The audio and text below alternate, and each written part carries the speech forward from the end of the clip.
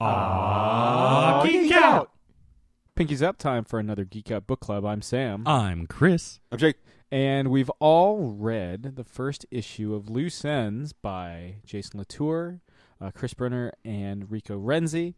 It's technically the second time it's getting released. It was first done by Six Caliber Comics back in, I want to say, 2011, though it had been written like 2007.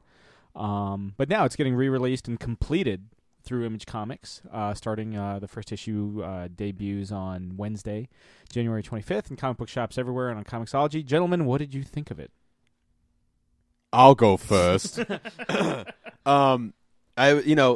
if you've ever read Jason Latour stuff, it's kind of got, and we touched on this in the interview, but it's got kind of that lived-in, grimy wonderfulness. Yeah, it's not a... Rub some dirt in it. Yeah, it's not a picturesque view of the South. No.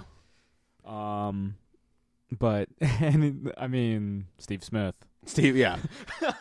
Yeah, you'll get it when you read it. But it's... or when you hear our interview. Yeah. Which comes out tomorrow. But it's a much darker book than, I think... Would you call it darker than Southern Bastards? That's hard to say. I mean, Southern Bastards has got, 3 volumes? He really lived in that. Yeah. It's...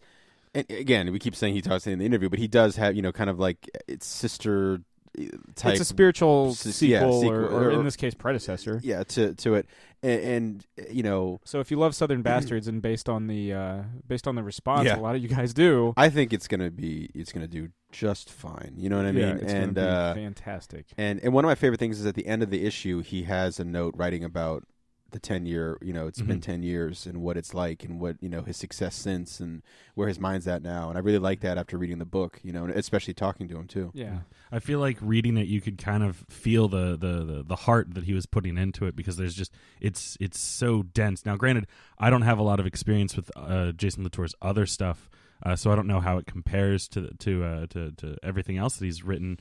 But like, I felt like just reading it, like I could feel how much he was really putting himself into this, and especially after the interview, him talking about how, it's full of real life. It's a very personal book, and I think it has to, both in this and Southern Bastards, it's these people that are both trapped yet but also inextricably drawn to the South, dealing with the ennui, dealing with the, just the legacy and the heritage there, but at the same time kind of like frustrated by it. So yeah, I think it's a very important book, a very personal book, and I think it, if you like Southern Bastards, if you like Jason Latour's work, then this is right in that wheelhouse. The art again is pretty rough around the edges. Granted, Jason Latour draws Southern Bastards, and that's a rough and tumble book too. Though I feel like there's more color in Loose Ends, where he's highlighting, he's highlighting like reds and darker shades in Southern Bastards. Chris and Rico really kind of lend more color. It's more of a, I don't want to say traditional comic book. Because there's some wildness. Whatever the highfalutin thing that means, but it's, there are more colors, and it's a more kind of vivid distillation of the South. So yeah, you guys got anything else to add? Check it out. Yeah. There you have it. So this has been another Geek Out Book Club. Again, Loose Ends #1 out via Image Comics on Wednesday, January 25th. Comic book shops everywhere and on Comixology. I'm Sam. I'm Chris. Keep reading. This has been another Geek Out production. If you enjoyed what you heard, hey, we've got a special episode every Friday. Of course, there's the usual catching up show every Wednesday. And you get book club episodes just about every Tuesday these days. Thanks for listening.